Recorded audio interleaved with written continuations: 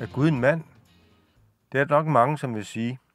Og når man kigger på, hvordan Gud historisk er omtalt i både jødedom, kristendom og islam, så er han ret entydigt en mand. Kirkekunsten er heller ikke i tvivl om, at Gud er en mand på den old school-agtige måde. For eksempel hænger et af de mest kendte værker i katedralen i den belgiske by Gent, og er malet i 1400-tallet af Jan van Eyck.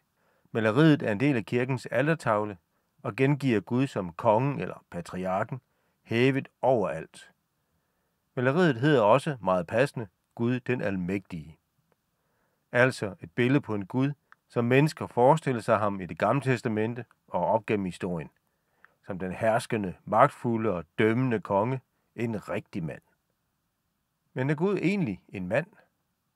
Nope. Gud er ikke en mand. Gud er heller ikke en kvinde. Mennesker som du og jeg er mænd og kvinder i mange farvenuancer. Gud er ikke noget menneske, men Gud. Så hverken mand eller kvinde. Med andre ord, så har Gud ikke noget køn. Og det er ikke lige meget, om vi tror, at Gud har et køn. Det betyder nemlig noget fundamentalt for vores gudsbillede, om hvordan vi tror, Gud er. For eksempel hvis vi tror, Gud er en mand. I kristendommen bruger vi billedet på Gud som far.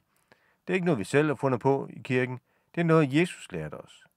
Han snakkede altid om Gud som far. Tænk bare på fader vor.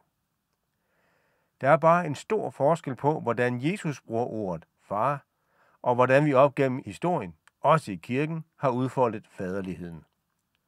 Når Jesus siger far og sætter begreber på, så handler det jo om nærvær, omsorg, kærlighed, forbundethed. Altså egenskaber, som vi traditionelt har tillagt kvinder. Tænk lige over det. Nu lever vi i en tid, hvor de fleste af os har fundet ud af, at maskulinitet ikke behøver at være det samme som macho. Men kønsrolletyperne lever jo stadig i bedste velgående, og Andrew Tate og andre incel-typer er der rigeligt af. Det er naturligt at antropomorfisere, altså sætte menneskelige billeder på Gud, men vi skal altid huske, at det blot er billeder. Ellers gør vi Gud til et menneske med et menneskes tanker, rationale, adfærd og personlighed. Hvis Gud er en mand, så har han også en personlighed som en mand, på godt og ondt.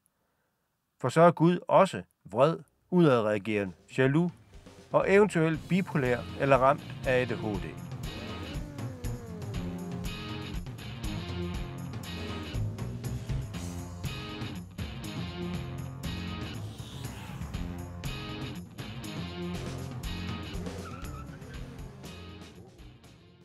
Sådan er Gud også, hvis han er en mand. Gud er noget andet end os, og Gud kan vi dybest set ikke forstå eller begribe. Vi er derfor nødt til at bruge billeder på Gud for at udtrykke vores tanker og tro. Vi har brug for billeder på far og mor i vores billeddannelse af Gud. Men det betyder ikke, at Gud har et køn. Har Gud et køn, er han et menneske og ikke Gud. Og er Gud eksempelvis en mand, må han nødvendigvis også have maskuline karaktertræk, inklusiv de adfærdsforstyrrede og patologiske. Så godt at Gud ikke er en mand, eller kvinde, eller et menneske.